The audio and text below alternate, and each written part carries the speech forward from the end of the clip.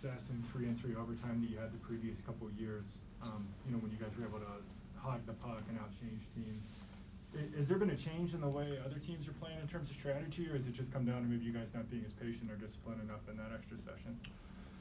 I don't think there's been a change. I think coaching staffs across the league try to get better and evolve in every aspect of the game, and overtime is one of those situations. And every coaching staff, I think, coaches differently in that aspect. But I'm not sure I have a valid answer for you. Historically, we've had pretty good success in overtime.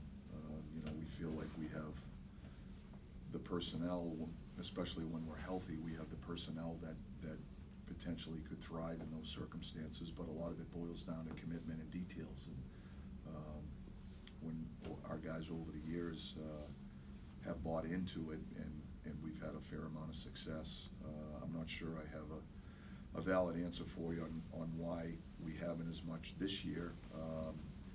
I think we've gone to a lot more shootouts in this early part of the season than we have in the past.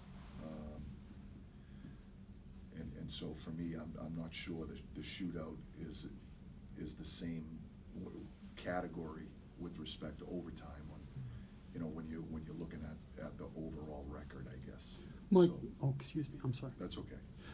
Does any other team have a 1-2 punch like McDavid and Draisaitl, and what's the key to trying to do damage control against them? Well, they're obviously two of the most dynamic players in the league offensively, and so they're not an easy tandem to neutralize. Their numbers speak for themselves. So, we're going to have to do our very best at recognizing when we're on the ice. We're going to have to try to make it a hard game for them. We're going to have to force them to play 200 feet. And one of the things that we talk a lot about with our team, and I just think regardless of who our opponent is, as part of the identity of the Penguins, we're at our very best, I think, when we control territory and we possess the puck, and we force teams to have to expend energy defending us.